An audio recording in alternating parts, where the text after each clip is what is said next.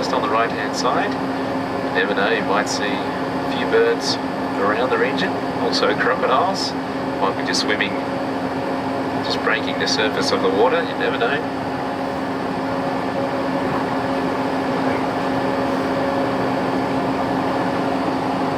But we have a couple of white-bellied sea eagles just sitting up on top of the power line just to the right hand side there. Beautiful big birds, of course, no doubt looking for any fish watching close to the surface of the water.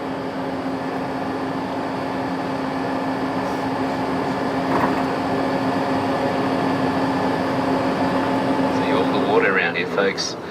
This is all part of the wetlands area. It's just going into Scott's Creek, which is this little creek just up here. Very popular with the locals for fishing. But just the story of Brutus, okay, the big saltwater crocodile, which was at Darwin Kakadu Tavern. Brutus was a problem crocodile, okay, and so once again, when you have problem crocodiles, they are caught and then either relocated into a different area or put into a crocodile farm. Now, Brutus, since he was a big male crocodile, they thought he was going to be good breeding stock. Okay, and so a few wallabies over here, right hand side. Good spotting, Ray, good spotting. Yep. Oh, black kite, beautiful. But Brutus, he was put with 3 different females. Okay, and so on every single occasion, with each female, he killed the female crocodile. And so the crocodile farm didn't really want Brutus anymore, as they were costing, well, he was costing them a lot of female crocodiles. And so the Darwin Kakadu Tavern applied to get him, and of course they've now had him for quite a few years. But he's very well looked after. A lot of fish and chicken and also pig is fed to the crocodile. But back in 2006, there was actually a bit of a drama, not so much with Brutus, but there was a tree which was knocked over during Cyclone Monica, which was our largest cyclone to ever hit Australian shores. But as it came through this region, it was downgraded to around about a Category 2 cyclone, but still enough power to knock over trees. And of course this tree was inside the pen of the crocodile, and what it was doing is actually leaning onto the fence. And so they needed to act pretty quickly. Obviously Brutus, if he wanted to, he could actually climb up along the fence and then squash it, and then he could escape. So I didn't really want that happening.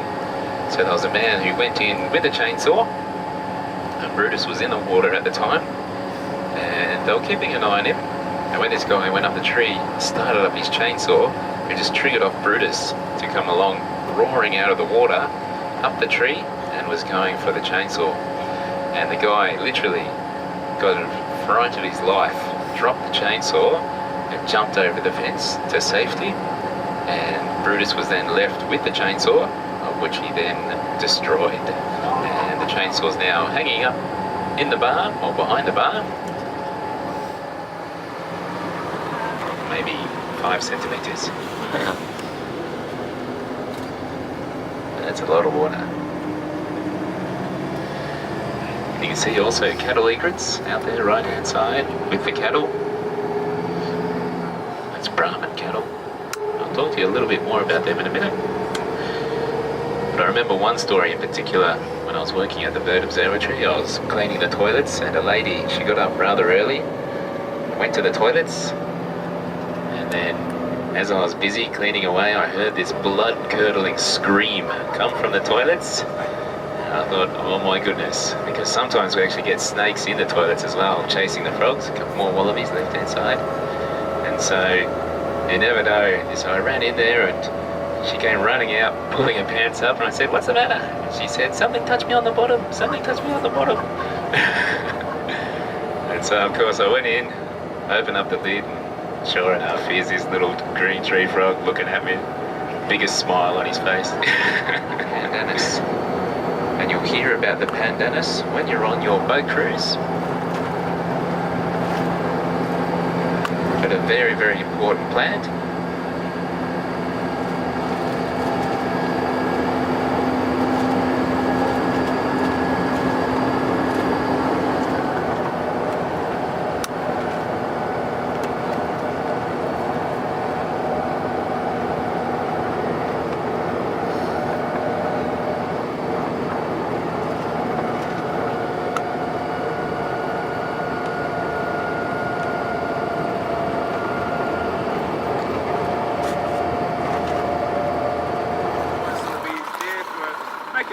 Okay, go a little bit out. Marjan, spreid eens een beetje, want je loopt precies in het beeld. Well, you don't want us in the background. No. Even the bus. No. They only do it when they're feeling threatened. To get to him. Or if there's a territorial display. And they have some very, very sharp teeth. They've got some beautiful colorations just underneath the throat.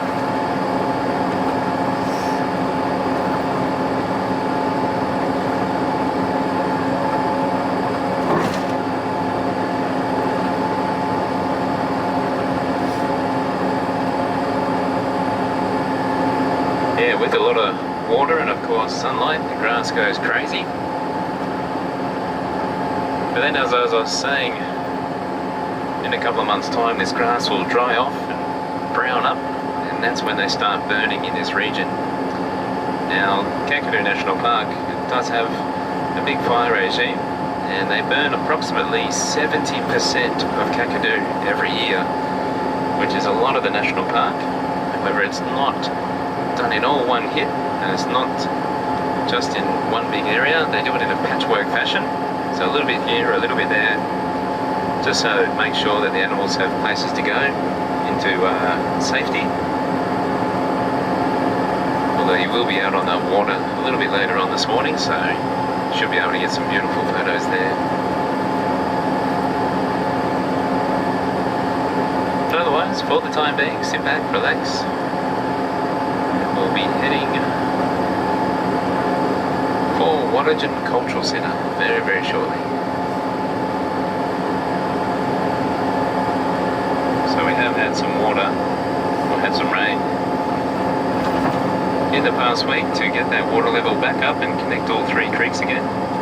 So that's Nalangi Creek number 3. You can see all the water just to the left hand side.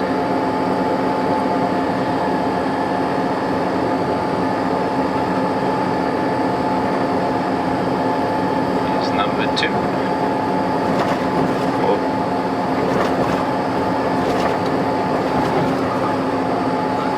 And number 1.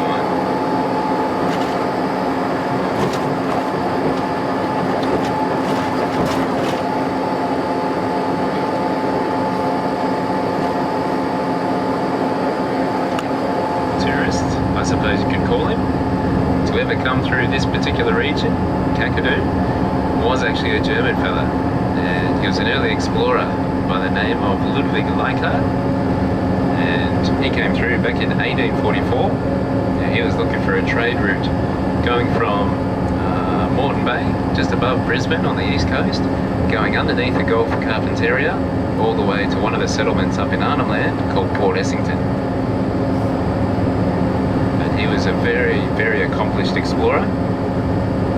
Got on very well with the local people as well, so they helped him out quite a bit, the local bidding.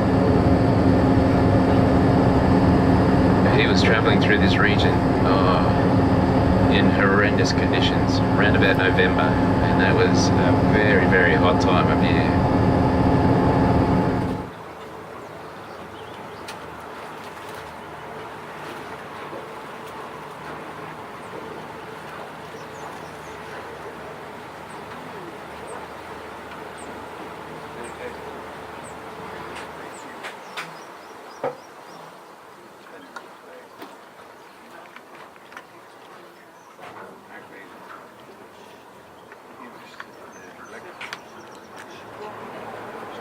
Okay, can you hear me down the front there?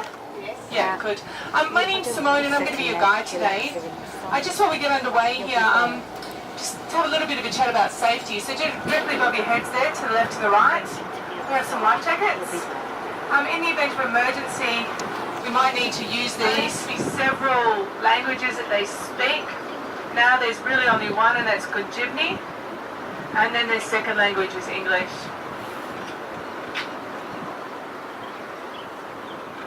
So we're just about to go through the channel. I mentioned before, during the dry season, there's no water in here, and it's actually a 1.8 kilometre walk. You can't see the boardwalk or the signs because they're completely underwater. You can see just at 12 o'clock that's in front of the boat, just there's a sign in the water over near that paper bark tree. The It tells us how high the river is through here. And it looks like it's nearly 1.8.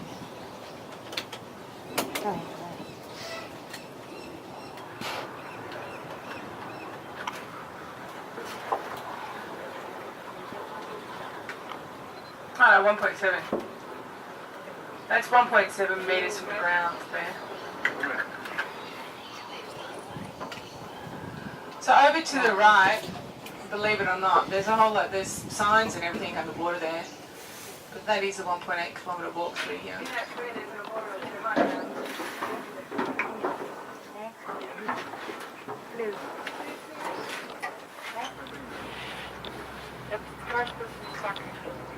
They just, up here, as I said before, they just call it the wet season and dry season. There's sort of set dates, but oh, there's one just here.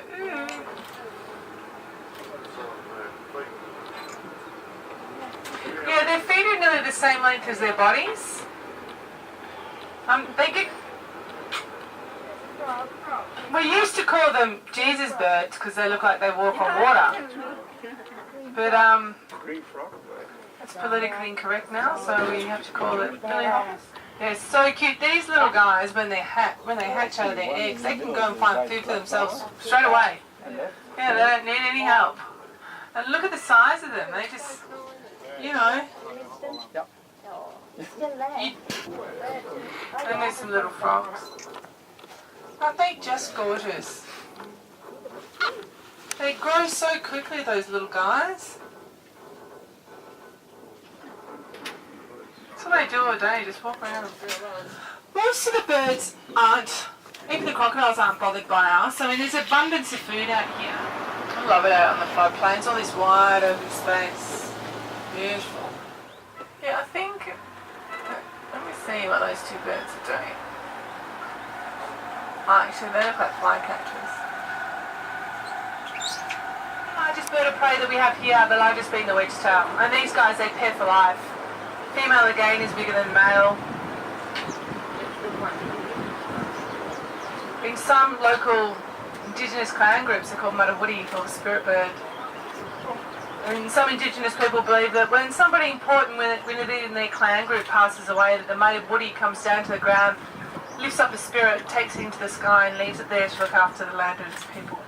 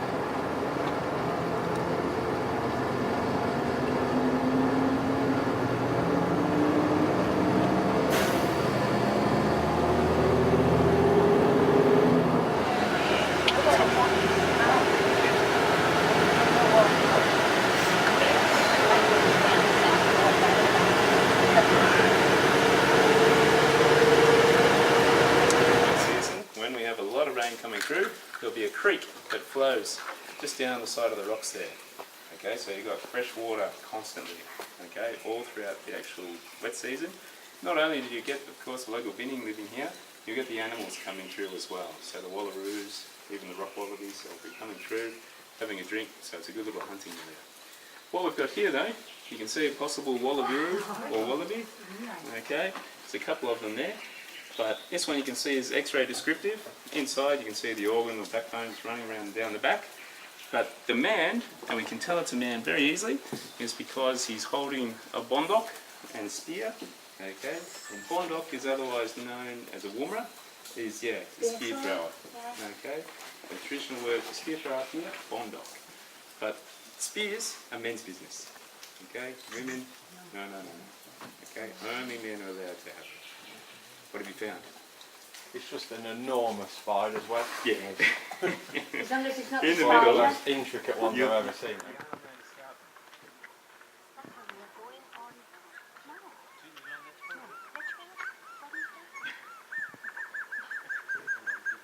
I was going to say, where are you going tomorrow? Are you staying here overnight? Yes.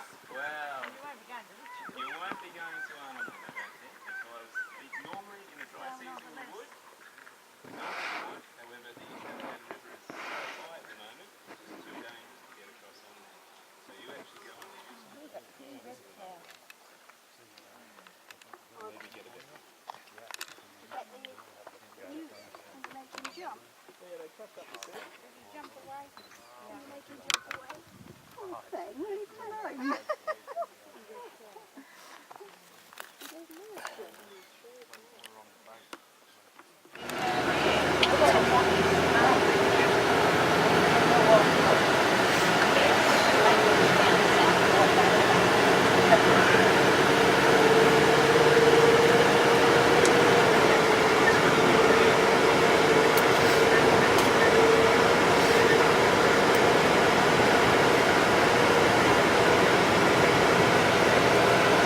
There's a Google flying up ahead.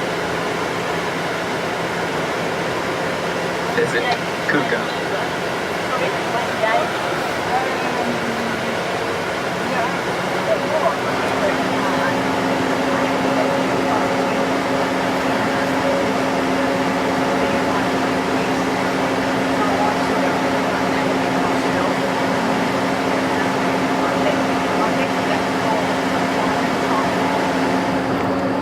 Folks, just another beautiful view coming across the South Alligator floodplain.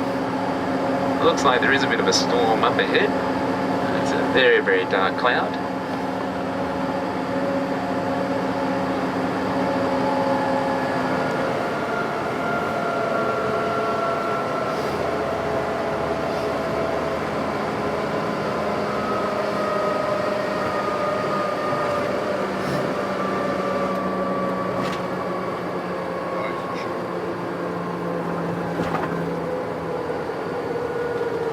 Tide's going out again.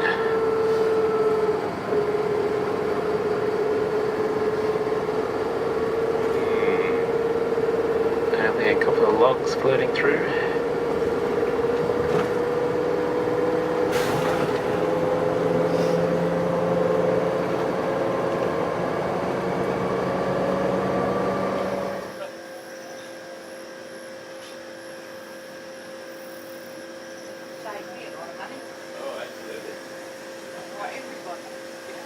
Now we go to this whole house now. Oh, exactly.